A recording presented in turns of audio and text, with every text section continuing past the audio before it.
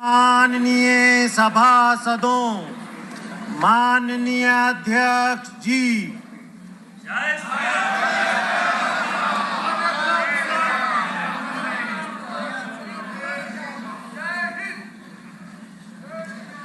Item number 1, माननीय वित्त मंत्री Shrimati Nirmala Sitharaman.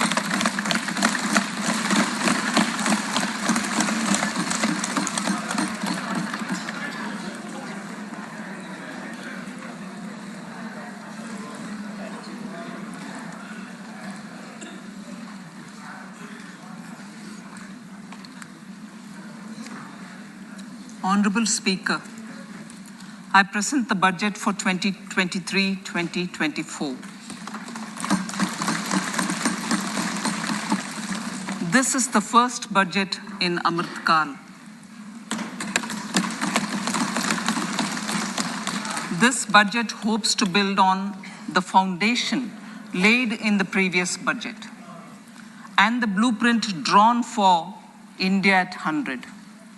We envision a prosperous and inclusive India in which the fruits of development will reach all sections and citizens, especially our youth, women, farmers, OBCs, scheduled castes, and scheduled tribes. In the 75th year of our independence, the world has recognized the Indian economy as a bright star. Our current year's economic growth is estimated to be at 7%. It is notable that this is the highest among all the major economies. This is in spite of the massive slowdown globally caused by COVID-19 and the war. The Indian economy is therefore on the right track, and despite a time of challenges, heading towards a bright future. Today, as Indians stand with their head held high and the world appreciates India's achievements and successes, we are sure that elders who had fought for India's independence will, with joy, bless us in our endeavors going forward as well. Our focus on wide-ranging reforms and sound policies implemented through Sabka Prayas, resulting in Jan Bhagidari and targeted support to those in need, helped us perform well in trying times. India's rising global profile is because of the several accomplishments. Unique world-class digital public infrastructure, example, Aadhaar, CoWIN and UPI.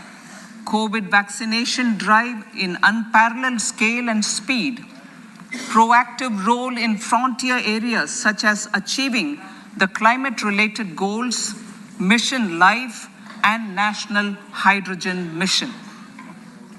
During the COVID-19 pandemic, we ensured that no one goes to bed hungry with a scheme to supply free food grains to over 80 crore persons for 28 months. Continuing our commitment to ensure food and nutritional security, we are implementing from 1st January 2023 a scheme to supply free food grain to all Antyodaya and priority households for the next 1 year. Under PM Garib Kalyan Anna Yojana, the entire expenditure of about 2 lakh crore will be borne by the central government.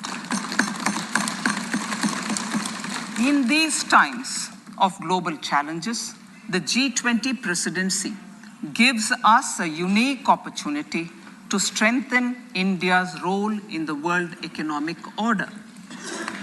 With the theme of Vasudhaiva Kutumbakam, we are steering an ambitious, people-centric agenda to address global challenges and to facilitate sustainable economic development.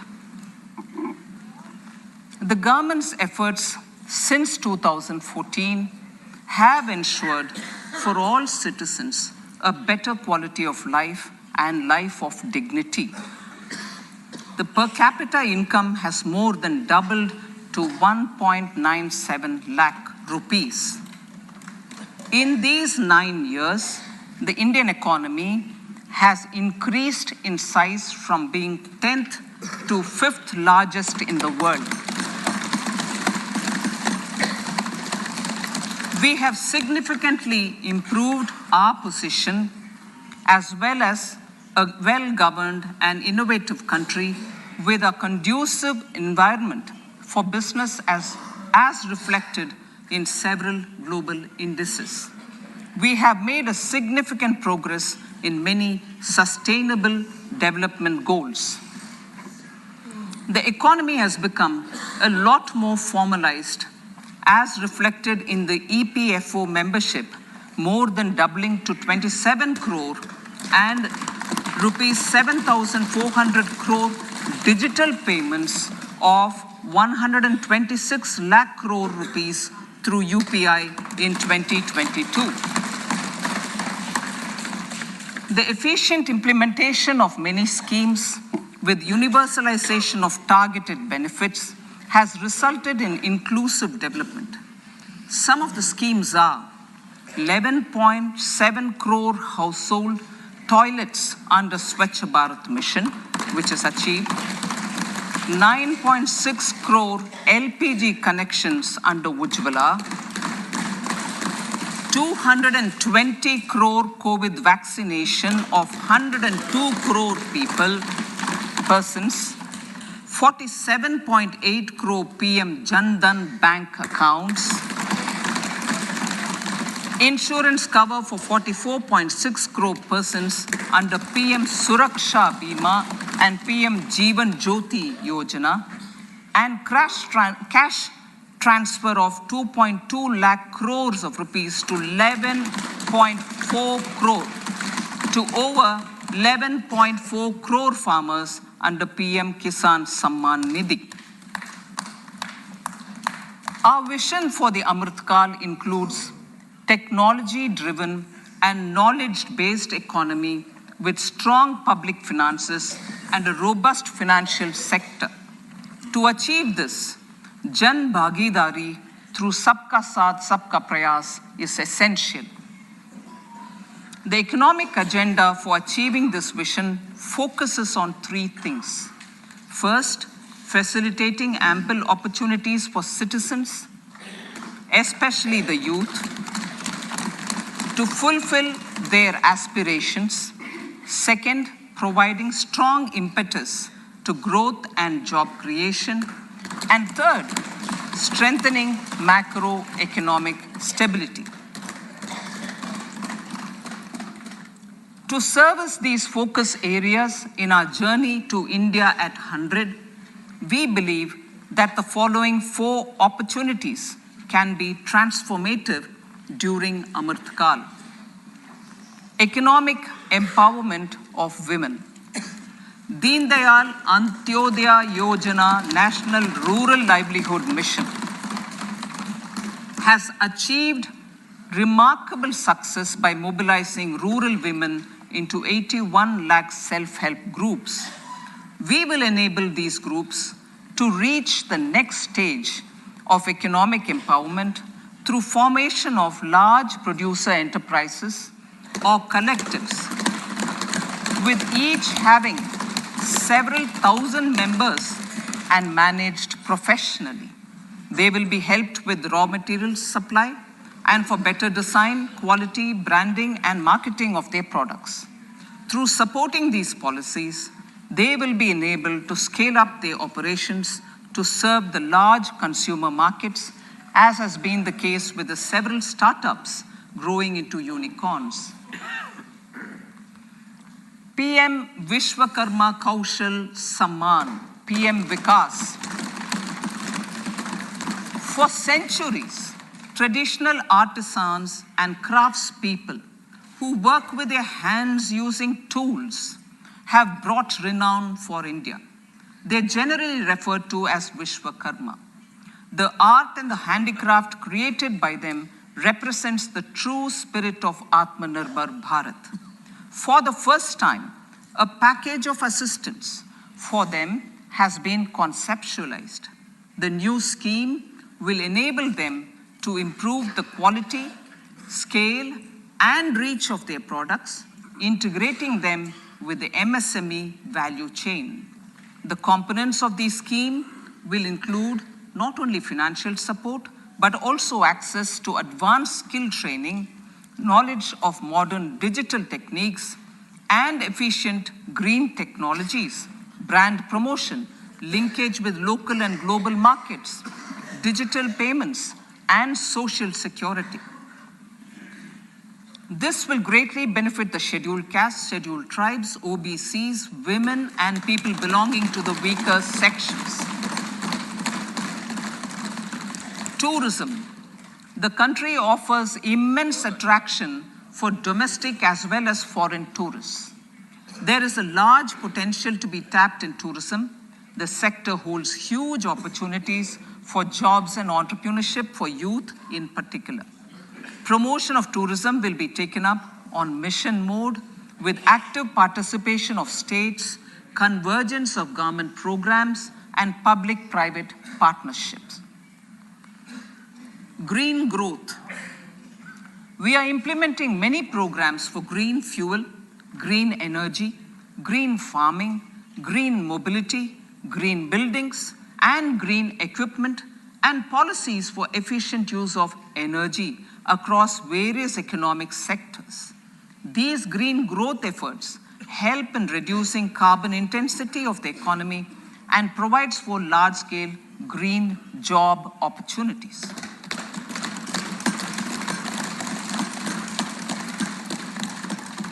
Priorities of this budget. The budget adopts the following 7 priorities. They complement each other and act as the Saptarishi guiding us through the Amritkal. Inclusive development, reaching the last mile, infrastructure and investment, unleashing the potential, green growth, youth power, and financial sector. I now speak on the priority number 1, inclusive development. The government's philosophy of Sabka Saath, Sabka Vikas has facilitated inclusive development covering in specific farmers, women, youth, OBCs, scheduled castes, scheduled tribes, Divyangjan, and economically weaker sections, and overall priority for the underprivileged, Vanchiton ko Variyata. There has also been a sustained focus on Jammu Kashmir, Ladakh, and the Northeast. This budget builds on those efforts.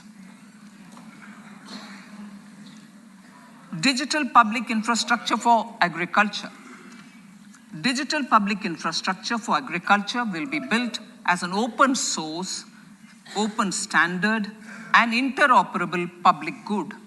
This will enable inclusive farmer-centric solutions through relevant information services for crop planning and health, improved access to farm inputs, credit and insurance, help for crop estimation, market intelligence, and support for growth of agri-tech industry and startups.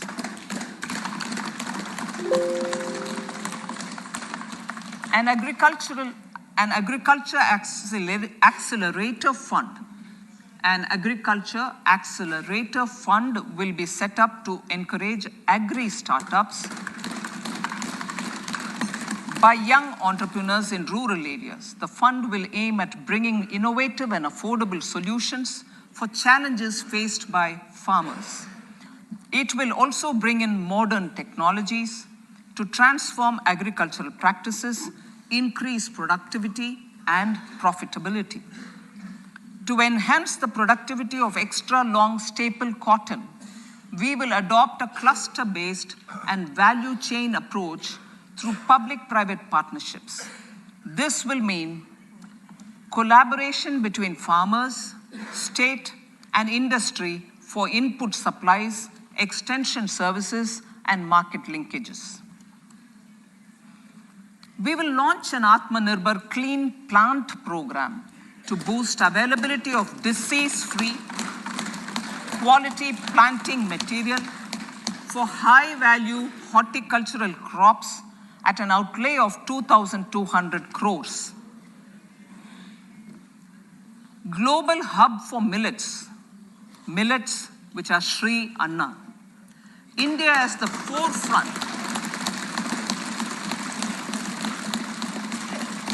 India is at the forefront of popularizing millets, whose consumption furthers nutrition, food security, and welfare of farmers, said the Honorable Prime Minister.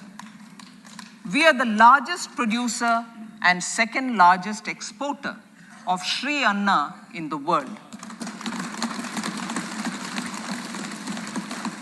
We grow several types of Sri Anna, such as Sri Anna Jowar, Sri Anna Ragi, Sri Anna Bajra, Sri Anna Kutu, Ramdana, Kangni, Kutni, Kutki, Kodo, China, and Sama. These have a number of health benefits and have been an integral part of our food for centuries.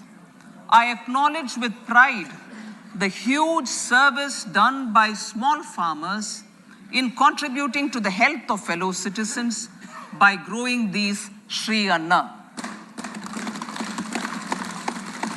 Now, to make India a global hub for Sri Anna, the Indian Institute of Millet Research, ideally Indian Institute of the Sri Anna Research, Hyderabad, will be supported as the center of excellence for sharing best practices, research, and technologies at the international level. The agricultural credit target will be increased to 20 lakh crores with focus on animal husbandry, dairy, and fisheries. We will launch a new sub-scheme of PM Matsya Sampada Yojana, which is an existing scheme, but we'll launch a new 1,000 crores to improve value chain efficiencies and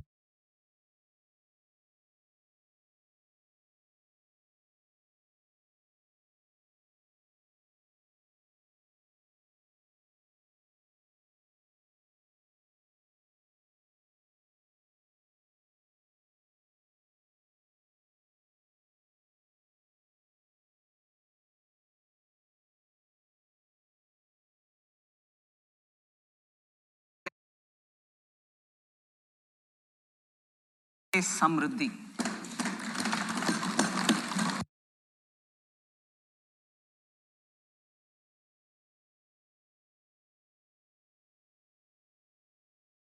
Thousand primary agricultural credit societies with an investment of 2,516 crores. In consultation with all the stakeholders and the states, model bylaws for PACS were formulated, enabling them to become multi-purpose PACS. A national cooperative database is being prepared for countrywide mapping of cooperative societies. With this backdrop, we will implement a plan to set up massive decentralized storage capacity.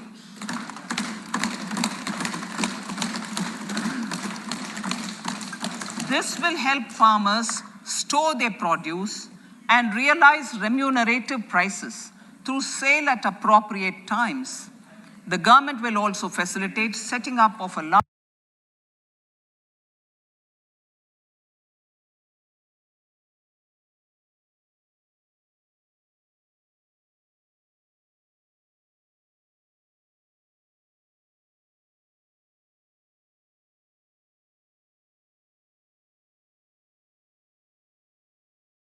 cooperative societies in uncovered health, education, and skilling.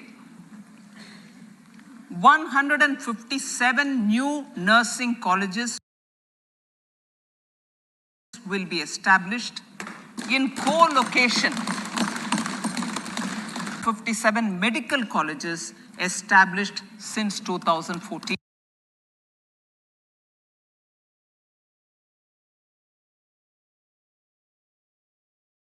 Awareness creation, universal screening of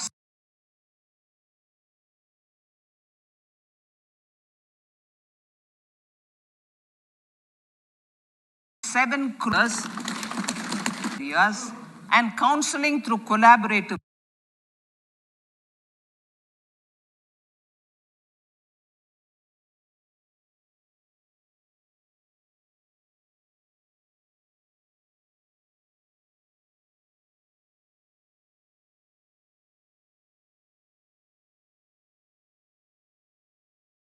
private medical college funds for encouraging collaborative research and innovation.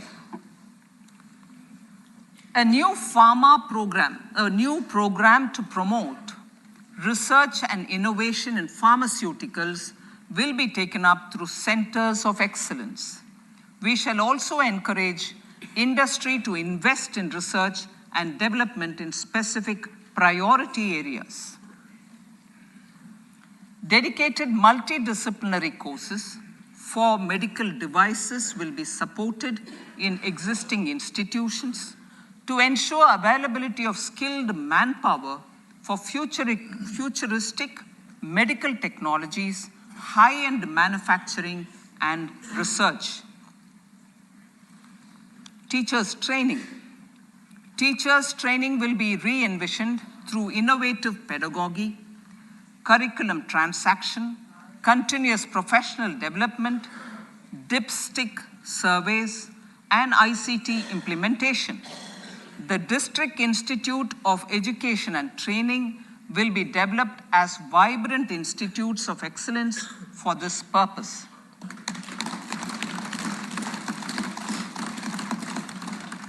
National Digital Library for Children and Adolescents. A National Digital Library for Children and Adolescents will be set up for facilitating availability of quality books across geographies, languages, genres, and levels, and device-agnostic accessibility. States will be encouraged to set up physical libraries for them at panchayat and ward levels and provide infrastructure for accessing the National Digital Library resources. Additionally, to build a culture of reading and to make up for pandemic time learning loss, the National Book Trust, the Children's Book Trust, and other sources will be encouraged to provide and replenish non-curricular titles in regional languages and in English to these physical libraries. Collaboration with NGOs that work in literacy will also be a part of this initiative to inculcate financial literacy. Financial sector regulators and organizations will be encouraged to provide age-appropriate reading material to these libraries. I move to priority 2, reaching the last mile. Prime Minister Vajpayee's government had formed the Ministry of Tribal Affairs and the Department of Development of Northeast Region to provide a sharper focus to the objective of reaching the last mile. Our government has formed the Ministries of Ayush, Fisheries, Animal Husbandry and Dairying, Skill Development, Jal Shakti, and Cooperation. Building on the success of the Aspirational Districts program, the government has recently launched the Aspirational Blocks program, covering 500 blocks for saturation of essential government services across multiple domains such as health, nutrition, education, agriculture, water resources, financial inclusion, skill development, and basic infrastructure. Manya Speaker, sir, Pradhan Mantri PBTG, which is Primitive Vulnerable Tribal Groups Development Mission, is being launched. To improve socio-economic conditions of the particularly vulnerable tribal groups, the PVTGs as we refer them to, Pradhan Mantri PVTG Development Mission will be launched. This will saturate PVTG families and habitations with basic facilities such as safe housing, clean drinking water and sanitation, improved access to education, health, nutrition, road and telecom connectivity, and sustainable livelihood opportunities. An amount of 15,000 crores will be made available to implement the mission in the next 3 years under the Development Action Plan for the Scheduled Tribes. Ekalavya Model Residential Schools. In the next 3 years, Center will recruit 38,800 teachers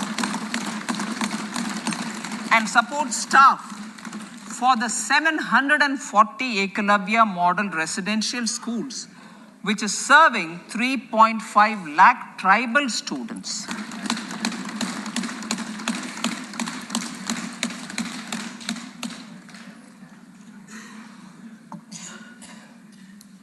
In the drought-prone central regions of Karnataka, central assistance of 5,300 crore will be given to Upper Bhadra project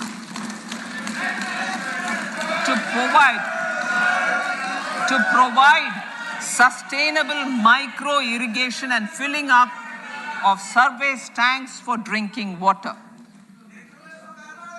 PM Awas Yojana. The outlay for PM Awas Yojana is being enhanced by 66% to over 79,000 crores. Bharat Shared Repository of Inscriptions will be set up in a digital epigraphy museum with digitization of 1 lakh ancient inscriptions in the first stage. Support for poor prisoners. For poor persons who are in prisons and unable to afford the penalty or the bail amount, required financial support will be provided.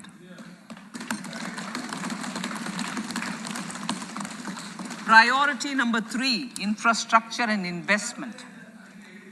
Investments in infrastructure and productive capacity have a large multiplier impact on growth and employment. After the subdued period of the pandemic, private investments are growing again. The budget takes the lead once again to ramp up the virtuous cycle of investment and job creation. Honorable Speaker, sir, the capital investment outlay is being increased steeply for the 3rd year in a row by 33% to 10 lakh crores, which would be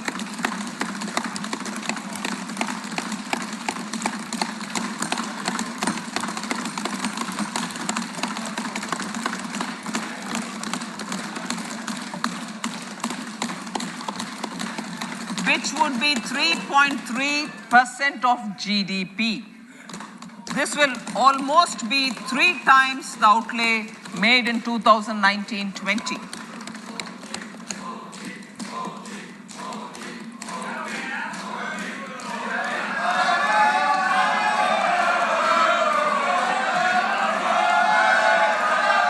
This substantial increase in recent years is central to the government's efforts to enhance growth potential and job creation, crowd in private investments, and provide a cushion against global headwinds.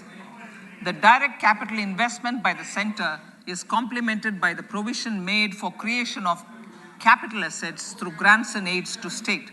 The effective capital expenditure of the center is budgeted at 13.7 lakh crore rupees, which will be 4.5% of GDP. Support to state governments for capital investment. I have decided to continue the 50-year interest-free loan to state governments for 1 more year to spur investment in infrastructure and to incentivize them for complementary policies actions with a significantly enhanced outlay of 1.3 lakh crores. The newly established Infrastructure Finance Secretariat will assist all stakeholders for more private investment in infrastructure, including railways, roads, urban infrastructure, and power, which are predominantly depend on public resources. The harmonized master list of infrastructure will be reviewed by an expert committee for recommending the classification and financing framework suitable for Amrit Kal. A capital outlay, I'm talking about railways now, sir, Honorable Speaker. Railways. A capital outlay of 2.40 lakh crores has been provided for the railways. This is the highest ever outlay this highest ever outlay is about 9 times the outlay made in 2013-14. 100 critical transport infrastructure projects for last and first mile connectivity for ports, coal, steel, fertilizer, and food grain sectors have been identified. They will be taken up on priority with investment of 75,000 crores, including 15,000 crore from private sources. 50 additional airports, heliports, water aerodromes, and advanced landing grounds will be revived for improving regional air connectivity.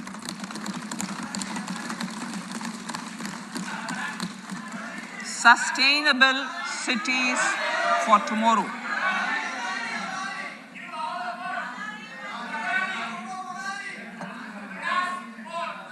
States and cities will be encouraged to undertake urban planning reforms and actions to transform our cities into sustainable cities of tomorrow.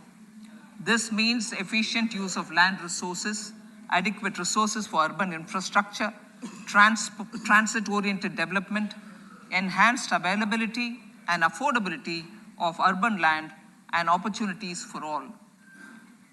Through property tax governance reforms and ring-fencing user charges on urban infrastructure, cities will be incentivized to improve their creditworthiness for municipal bonds. Like the RIDF, an Urban Infrastructure Development Fund will be established through use of priority sector lending shortfall. This will be managed by the National Housing Bank and will be used by public agencies to create urban infrastructure in Tier 2 and Tier 3 cities. States will be encouraged to leverage resources from the grants of the 15th Finance Commission as well as existing schemes to adopt appropriate user charges while accessing the UIDF. We expect to make available 10,000 crore rupees per annum for this purpose. All cities and towns will be enabled for 100% mechanical desludging of septic tanks and sewers to transition from manhole to machine hole mode.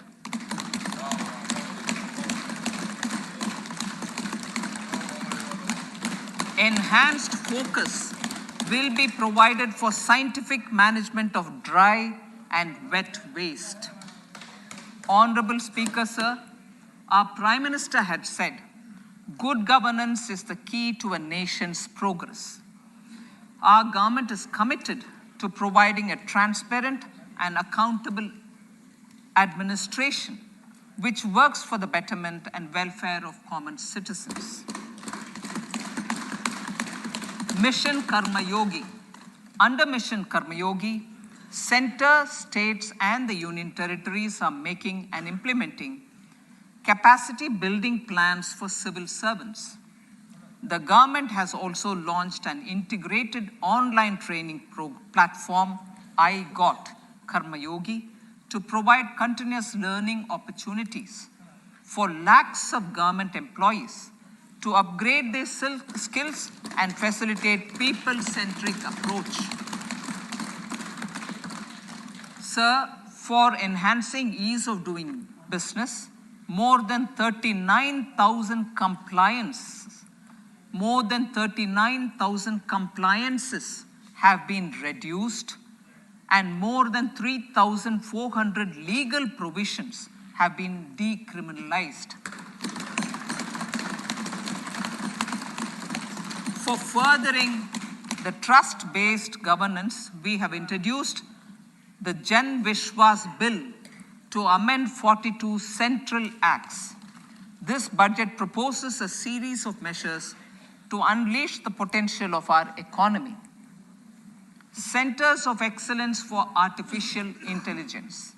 For realizing the vision of Make AI in India and Make AI Work for India, 3 centers of excellence for artificial intelligence will be set up in top educational institutions. Leading industry players will partner in conducting interdisciplinary research, develop cutting-edge applications, and scalable problem solutions in the areas of agriculture, health, and sustainable cities. This will galvanize an effective AI ecosystem and nurture quality human resources in the field. National Data Governance Policy to unleash innovation and research by startups and academia. A national data governance policy will be brought out. This will enable access to anonymized data. The KYC process will be simplified, adopting a risk-based instead of one-size-fits-all approach. The financial sector regulators will also be encouraged to have a KYC system fully amenable to meet the needs of digital India. One-stop solution for identity and address updating. A one-stop solution for reconciliation and updating of identity and address of individuals maintained by various government agencies, regulators, and regulated entities will be established using DigiLocker service and Aadhaar as foundational identity. Speaker, sir, common business identifier. For the business establishments required to have a permanent account number, the PAN will be used as the common identifier for all digital systems of specified government agencies. This will bring ease of doing business, and it will be facilitated through a legal mandate. For obviating the need for separate submission of same information to different government agencies, a system of unified filing process will be set up. Such filing of information or return in simplified forms on a common portal will be shared with other agencies as per the filer's choice. Vivad Se Vishwas 1, relief for MSMEs. In cases of failure by MSMEs to execute contracts during the COVID period, 95% of the forfeited amount relating to the bid or performance security will be returned to them by government and government undertakings. This will provide relief to the MSMEs. Vivad Se Vishwas 2, settling contractual disputes. to settle contractual disputes of government and government undertakings, wherein arbitral award is under challenge in a court, a voluntary settlement scheme with standardized terms will be introduced. This will be done by offering graded settlement terms depending on pendency level of the dispute. The state support mission of Niti Aayog will be continued for 3 years for our collective efforts towards national priorities. Result-based financing. To better allocate scarce resources for competing development needs, the financing of select schemes will be changed on a pilot basis from input-based to result-based. E-courts. For efficient administration of justice, Phase 3 of the e-courts project will be launched with an outlay of 7,000 crores.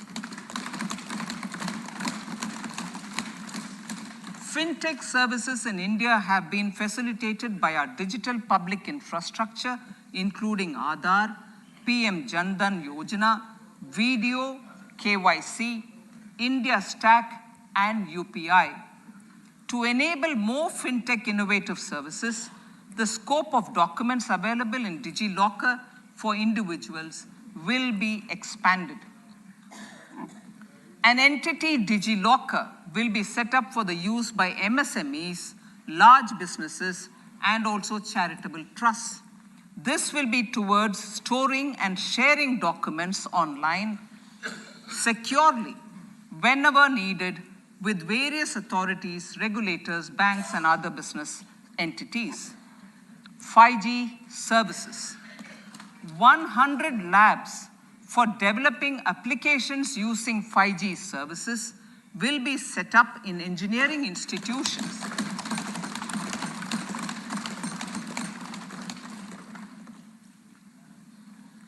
To realize a new range of opportunities, business models, and employment potential, the labs will cover, among others, applications such as smart classrooms, precision farming, intelligent transport systems, and healthcare applications. Lab-grown diamonds. Lab-grown diamonds is a technology and innovation-driven emerging sector with high employment potential. These environment-friendly diamonds, which have optically and chemically the same properties as natural diamonds. To encourage indigenous production of LGD, lab-grown diamond seeds and machines, and to reduce import dependency, a research and development grant will be provided to one of the IITs for 5 years. To reduce the cost of production, a proposal to review the custom duty on LGD seeds will be indicated in Part B of the speech. I come to the fifth priority, Honorable Speaker, sir, green growth.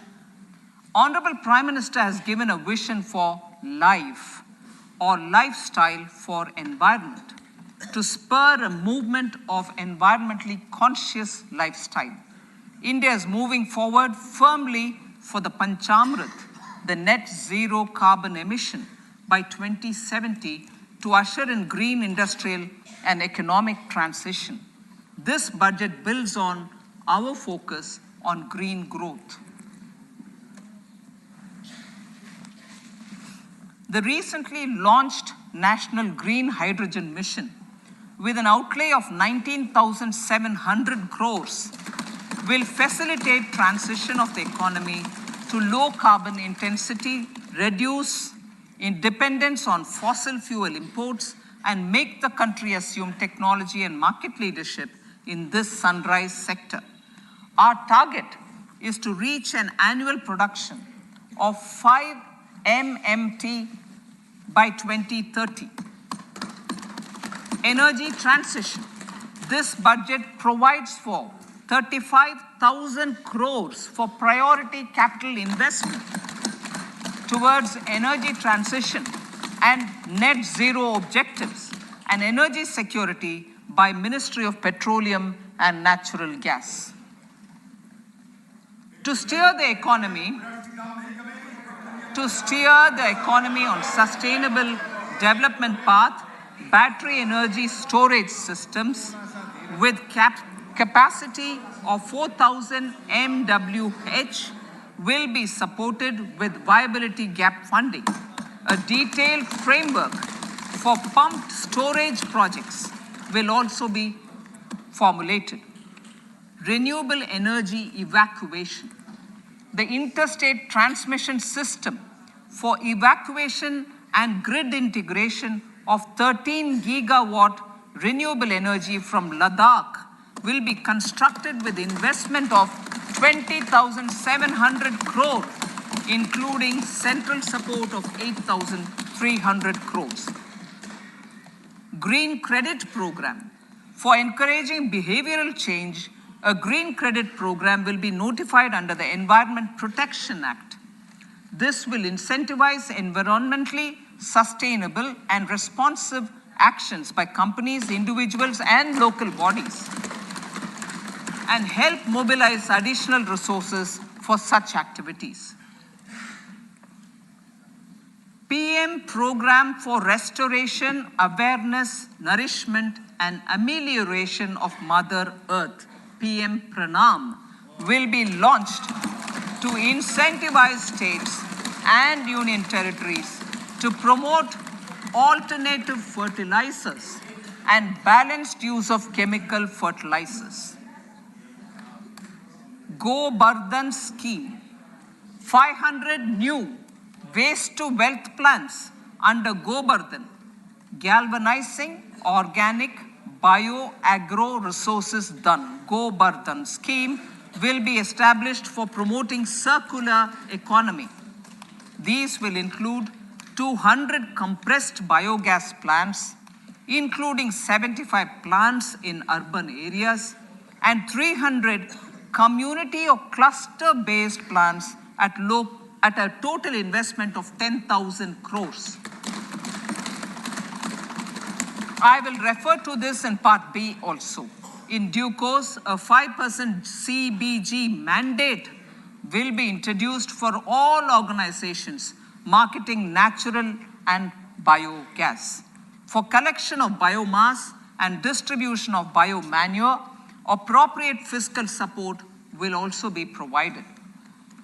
Bharatiya Prakritik Kheti Bio Input Resource Centers. Over the next 3 years, we will facilitate 1 crore farmers to adopt natural farming. For this, Honorable Speaker, 10,000 bio input resource centers will be set up, creating a national level distributed micro fertilizer and pesticide manufacturing network. Mishti.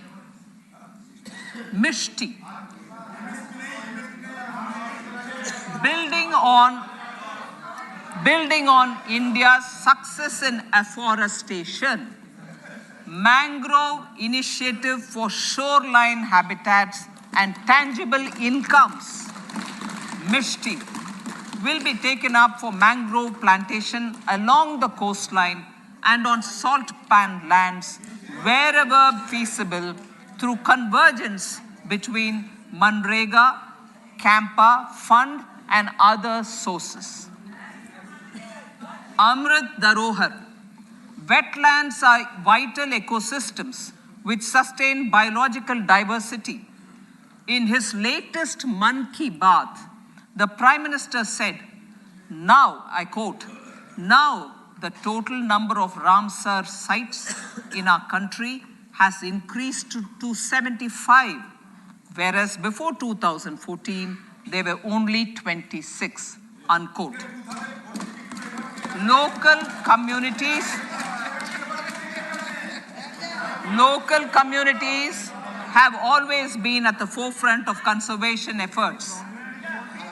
The government will promote their unique conservation values through Amrit Dharohar, a scheme that will be implemented over the next 3 years to encourage optimal use of wetlands and enhance biodiversity, carbon stock, ecotourism opportunities, and income generation for local communities. Coastal shipping. Coastal shipping will be promoted as the energy efficient and lower cost mode of transport, both for passengers and freight, through PPP mode with viability gap funding. Vehicle replacement. Vehicle replacement is an important continuing policy, replacing the old political,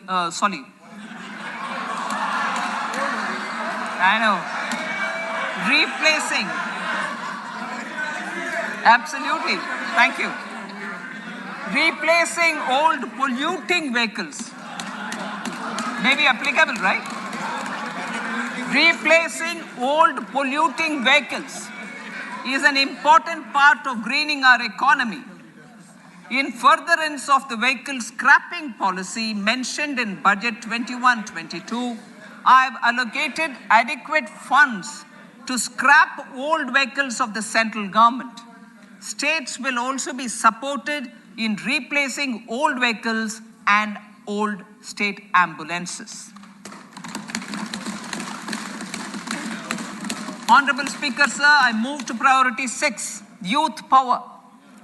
To empower our youth and help the Amrit PD realize their dreams, we have formulated the National Education Policy, which is very wide in its scope, but one of the things is also to focus on skilling, adopted economic policies that facilitate job creation at scale and have supported business opportunities. Pradhan Mantri Kaushal Vikas Yojana. Pradhan Mantri Kaushal Vikas Yojana 4.0 will be launched to skill lakhs of youth within the next 3 years.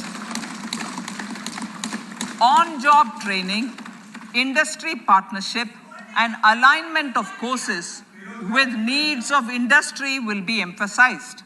The scheme will also cover new age courses for Industry 4.0 like coding, AI, robotics, mechatronics, IoT, 3D printing, drones, and other soft skills.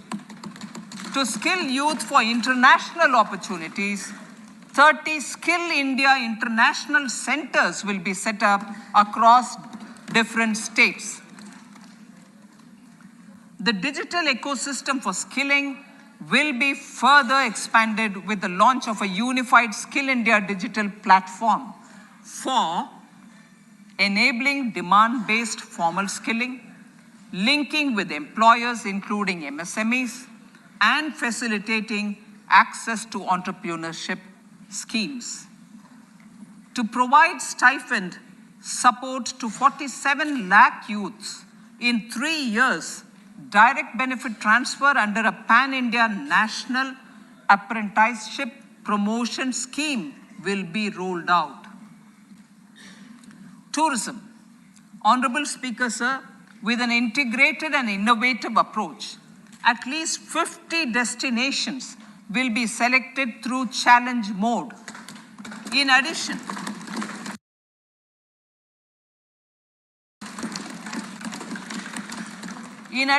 connectivity, tourist guides, high standards for food streets, and tourist security, all the relevant aspects would be made available on an app to enhance tourist experience.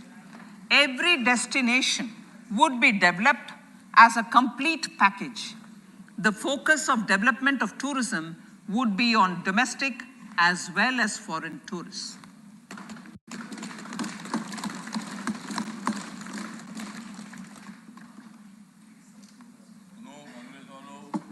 Sector-specific skilling and entrepreneurship development will be dovetailed to achieve the objectives of Dekho Apna Desh initiative. This was launched as an appeal by the Honorable Prime Minister to the middle class to prefer domestic tourism over international tourism. The integrated development of theme-based tourist circuits, the Swadesh Darshan scheme, was also launched under the Vibrant Villages program tourism infrastructure and amenities will be facilitated in border villages. Unity Mall. States will be encouraged to set up a Unity Mall in their state capital or most prominent tourism center or the financial capital for promotion and sale of their one district, one product and GI products and other handicraft products, and for providing space for such products of all other states as well. Sir, priority number 7, financial sector. Our reforms in the financial sector and innovative use of technology have led to financial inclusion at scale, better and faster service delivery, ease of access to credit, and participation in financial markets. This budget proposes to further these measures. Credit guarantee for MSMEs. Last year, I proposed revamping of the credit guarantee scheme for the MSMEs. I am happy to announce that the revamped scheme will take effect from 1st April 2023 through infusion of 9,000 crores in the corpus.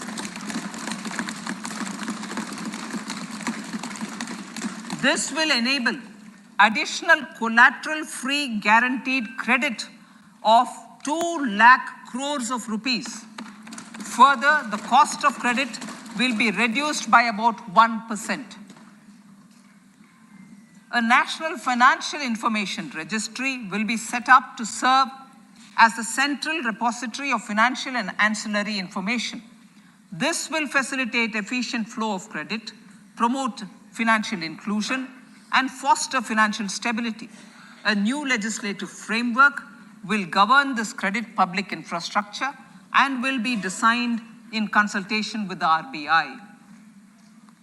To meet the needs of Amrit Kal and to facilitate optimum regulation in the financial sector, public consultation, as necessary and feasible, will be brought to the process of regulation making and issuing subsidiary directions.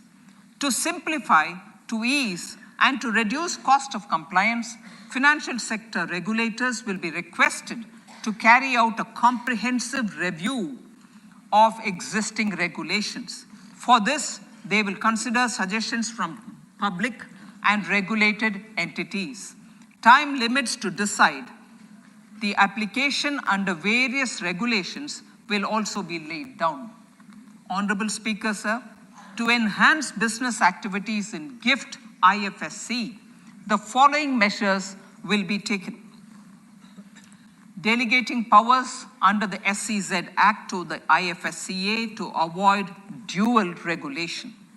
Setting up a single window IT system for registration and approval of IFSCA, SEZ authorities, GSTN, RBI, SEBI, and IRDAI. Permitting acquisition financing by IFSC banking units of foreign banks. Establishing a subsidiary of Exim Bank for trade refinancing. Amending IFSCA Act for statutory provisions for arbitration, ancillary services, and avoiding dual regulation under the SEZ Act, and recognizing offshore derivative instruments as valid contracts. Honorable Speaker, sir, data embassy. For countries looking for digital continuity solutions, we will facilitate setting up of their data embassies in GIFT IFSC.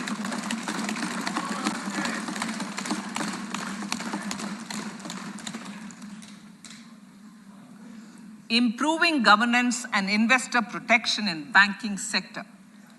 To improve bank governance and enhance investors' protection, certain amendments to the Banking Regulation Act, the Banking Companies Act, and the Reserve Bank of India Act are being proposed. Capacity building in securities market. Honorable Speaker, sir, to build capacity of functionaries and professionals in the securities market, SEBI will be empowered to develop, regulate, maintain, and enforce norms and standards for education in the National Institute of Securities Markets and to recognize award of degrees, diplomas, and certificates. A central processing center will be set up for faster response to companies through centralized handling of various forms filed with field officers under the Companies Act. Reclaiming of shares and dividends. For investors to reclaim unclaimed shares and unpaid dividends from the Investor Education and Protection Fund Authority with ease,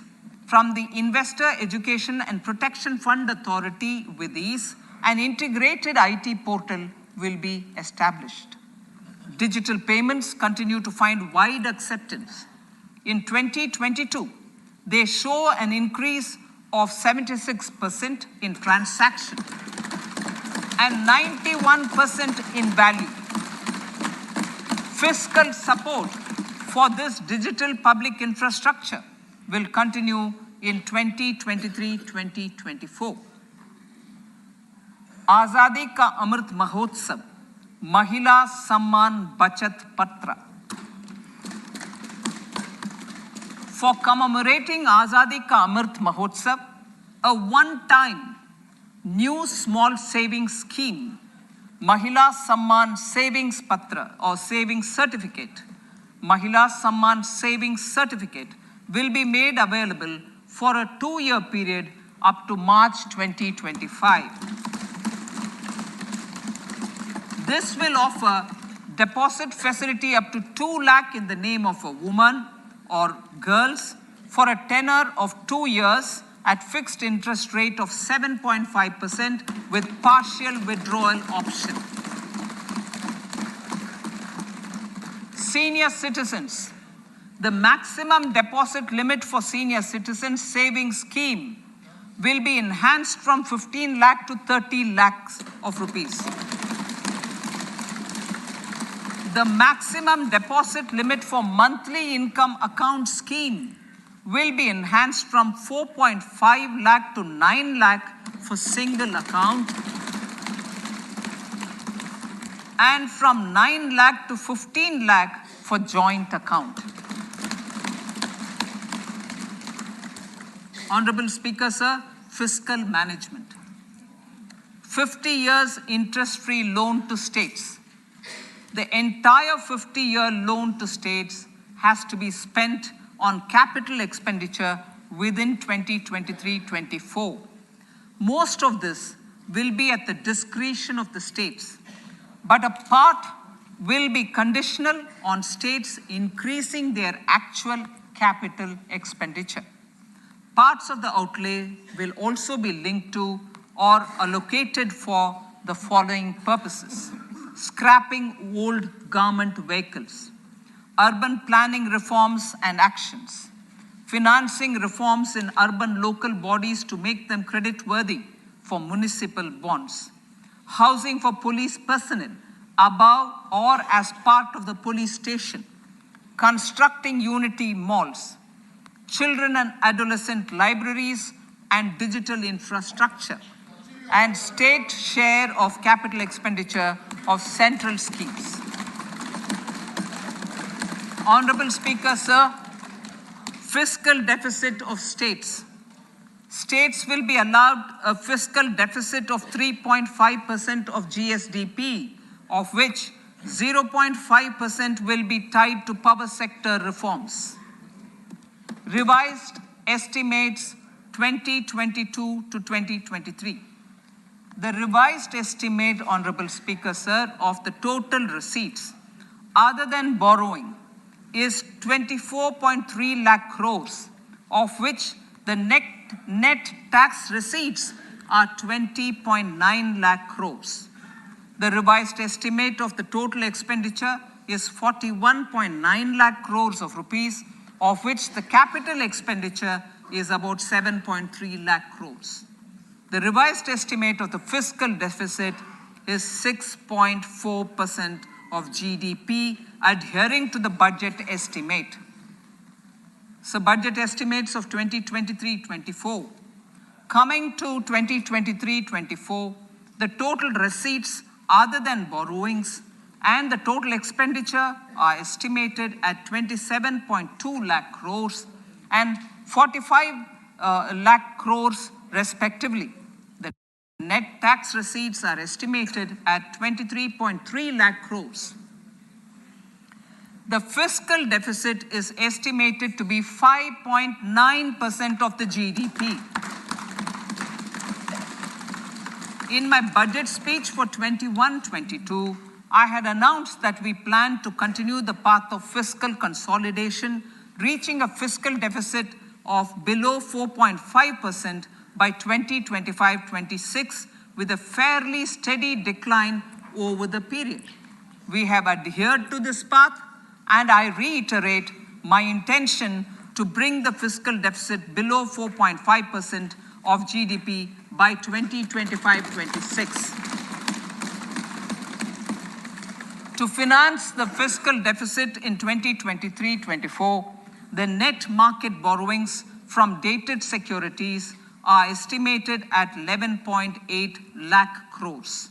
The balance financing is expected to come from small savings and other sources. The gross market borrowings are estimated at 15.43 lakh crores of rupees. Honorable Speaker, sir, I now move to Part B.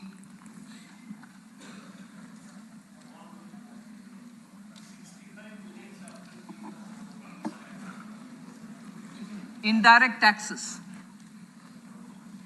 My indirect tax proposals will aim to promote exports, boost domestic manufacturing, enhance domestic value addition, encourage green energy and mobility.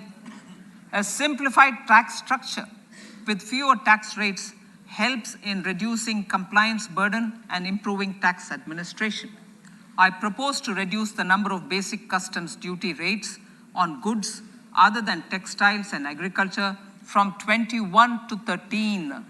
As a result, there are minor changes in the basic custom duties, cesses and surcharges on some items including toys, bicycle, automobiles and naphtha. Green mobility. To avoid cascading of taxes on blended compressed natural gas, I propose to exempt excise duty on GST paid compressed biogas contained in it. To further provide impetus to green mobility, customs duty exemptions is being extended to import of capital goods and machinery required for manufacture of lithium-ion cells for batteries used in electrical vehicles as well. Electronics. As a result of various initiatives of the government, including phased manufacturing program, mobile phone production in India has increased from 5.8 crore units valued at about 18,900 crore in 2014-15 to 31 crore units valued at 2,75,000 crore in the last financial year. To further deepen domestic value addition in manufacturing of mobile phones, I propose to provide relief to customs duty. I propose to provide relief in customs duty on import of certain parts and inputs like camera lens and continue the concessional duty on lithium-ion cells for batteries for another year. Similarly, to promote value addition in manufacture of televisions, I propose to reduce the basic customs duty on parts of open cells of TV panels to 2.5%. Electrical. To rectify inversion of duty structure and encourage manufacturing of electric kitchen chimneys, the basic custom duty on electric kitchen chimney is being increased from 7.5% to 15%, and that on heat coils for these is proposed to be reduced from 20% to 15%. Chemicals and petrochemicals. Denatured ethyl alcohol is used in chemical industry. I propose to exempt basic customs duty on it. This will also support the ethanol blending program and facilitate an endeavor for energy transition. Basic customs duty is also being reduced on acid-grade fluorospar from 5% to 2.5% to make the domestic fluorochemicals industry competitive. Further, the basic customs duty on crude glycerin for use in manufacture of epichlorohydrin is proposed to be reduced from 7.5% to 2.5%.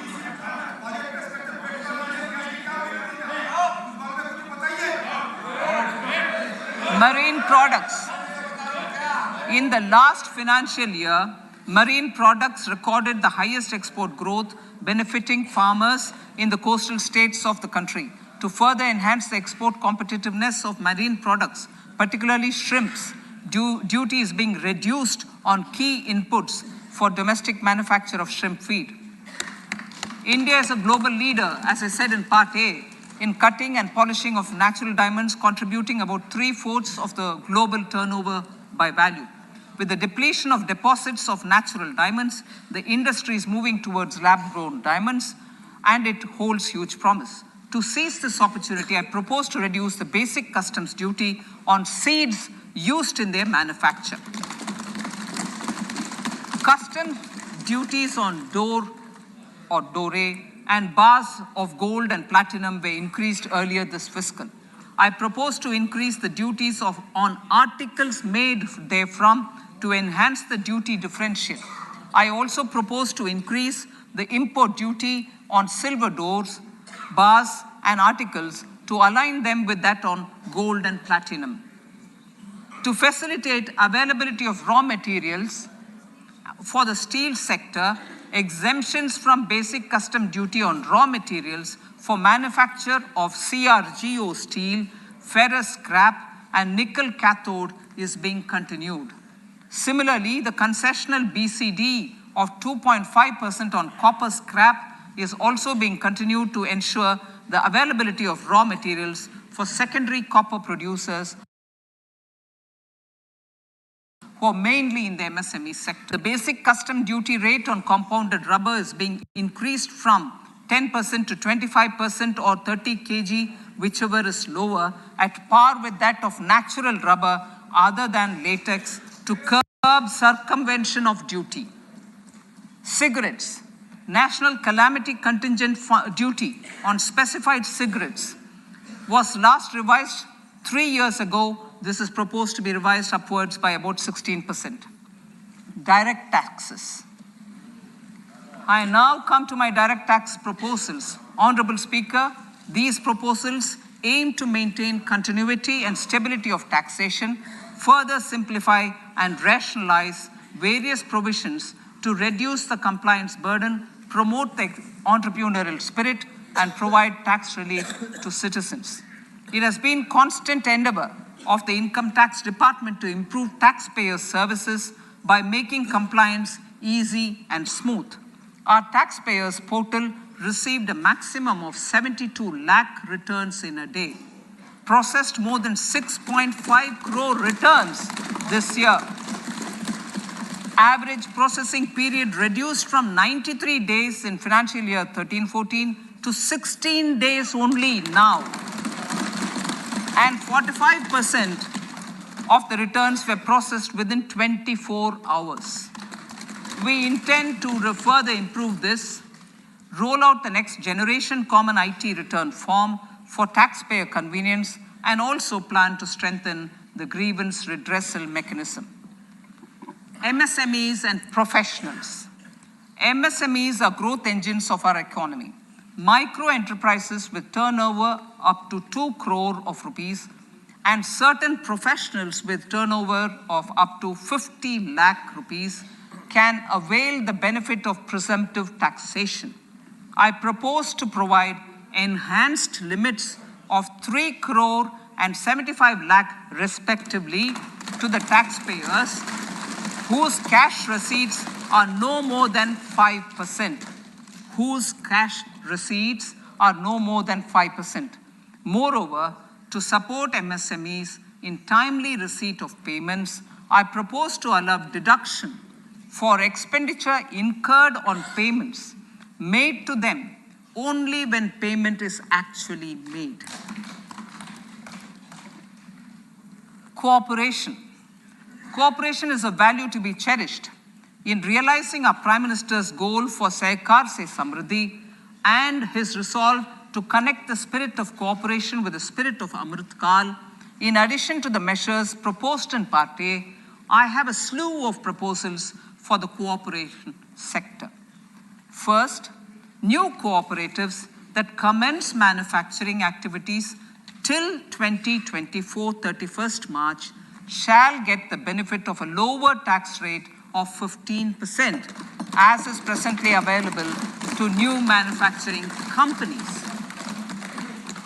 Secondly, I propose to provide an opportunity to sugar cooperatives to claim payments made to sugarcane farmers for the period prior to the assessment year 2016-17 as expenditure. This is expected to provide them a relief of almost 10,000 crores. Thirdly, I am providing a higher limit of 2 lakh per member for cash deposits to loans in cash by primary agricultural cooperative societies and primary cooperative agriculture and rural development banks. I repeat that. Thirdly, I am providing a higher limit of 2 lakh per member for cash deposits to and loans in cash by primary agricultural cooperative societies and primary cooperative agricultural and rural development banks. Similarly, a higher limit of 3 crore for TDS on cash withdrawal is being provided to cooperative societies. Startups.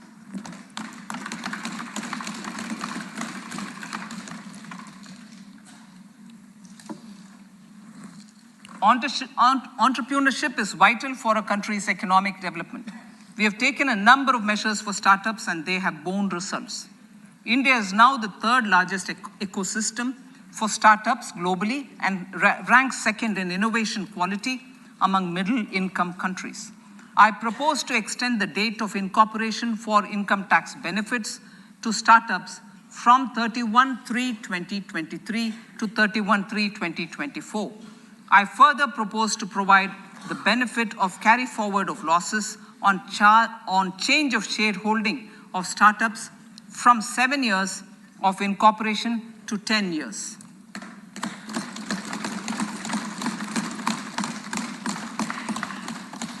To reduce the pendency of appeals at commissioner level, I propose to deploy about 100 joint commissioners for disposal of small appeals. We shall also be more selective in taking up cases for scrutiny of returns already received this year. Better targeting of tax concessions. For better targeting of tax concessions and exemptions, I propose to cap deduction from capital gains on investment in residential house under Section 54 and Section 54F to 10 crores. Another proposal with similar intent is to limit income tax exemption from proceeds of insurance policies with very high value. Rationalization. Honorable Speaker, sir, there are a number of proposals relating to rationalization and simplification.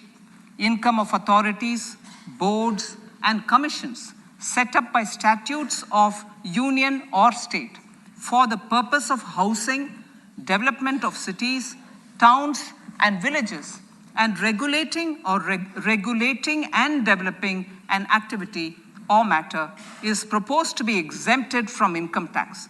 Other major measures in this direction are removing the minimum threshold of 10,000 for TDS and clarifying taxability relating to online gaming, not treating conversion of gold into electronic gold receipts and vice versa as capital gains, reducing the TDS rate from 30% to 20% on taxable portion of EPF withdrawals in non-PAN cases, and taxation on income for market-linked debentures.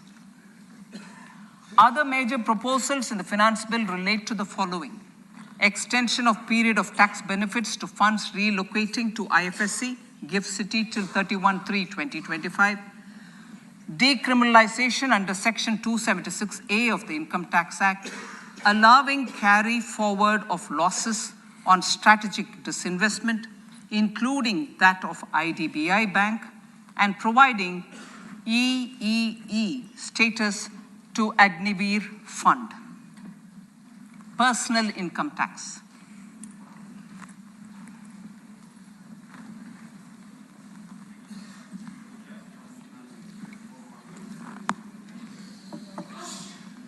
Now I come to what everyone is waiting for. Personal income tax. I have 5 major announcements to make in this regard. These primarily benefit our hard-working middle class. The first one concerns rebate. Currently, those with income up to 5 lakh do not pay any income tax in both old and new regimes. I propose to increase the rebate limit to 7 lakhs in the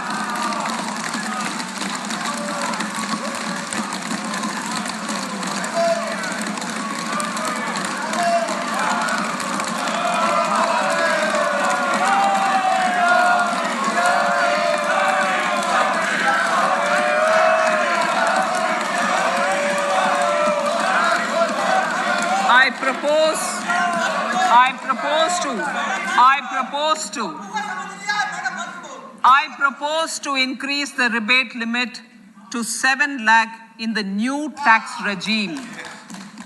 Thus, persons in the new tax regime with income up to 7 lakhs will not have to pay any tax at all. The second proposal relates to middle-class individuals.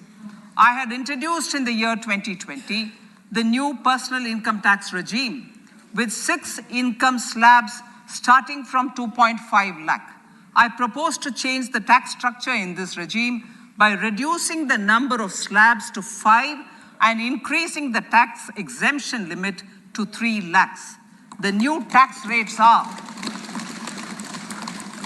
0 to 3 lakh, nil. 3 to 6 lakhs, 5%. 6 to 9 lakhs, 10%. 9 to 12 lakh, 15%. 12 to 15 lakhs, 20%. And above 15 lakhs, 30%.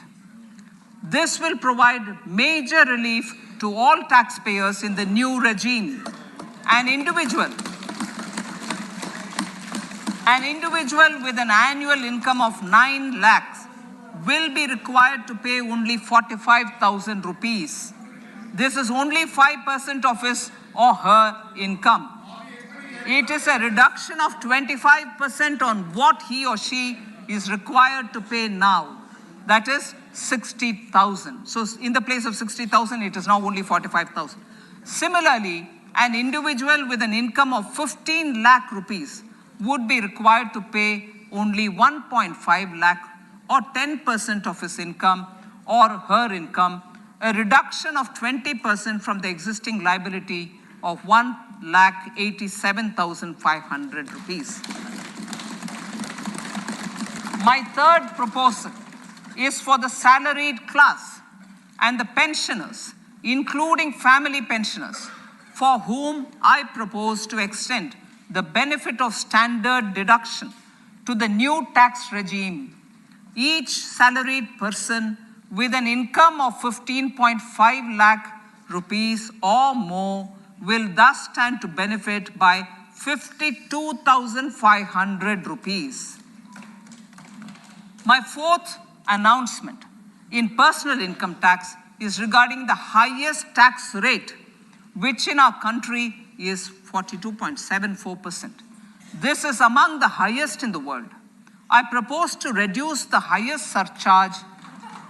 I propose to reduce the highest surcharge rate from 37% to 25% in the new tax regime.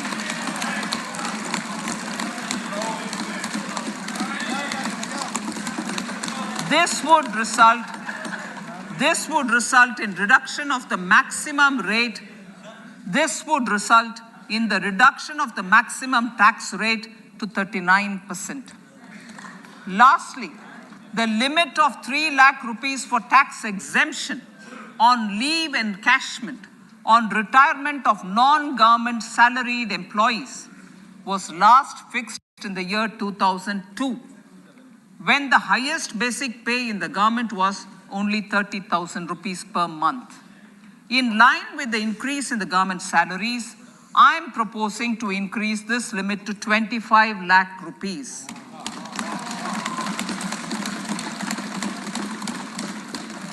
We are also making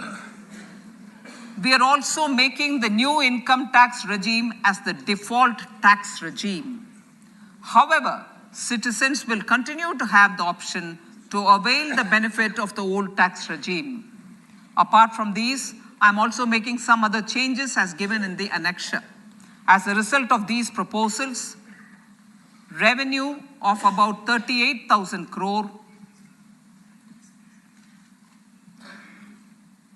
to 37,000 crore in direct taxes and rupees 1,000 crore in indirect taxes will be foregone, while revenue of about 3,000 crore will be additionally mobilized. Thus, the total revenue foregone is about 35,000 crores annually. Honorable Speaker, sir, with these words, I commend the budget to this August House.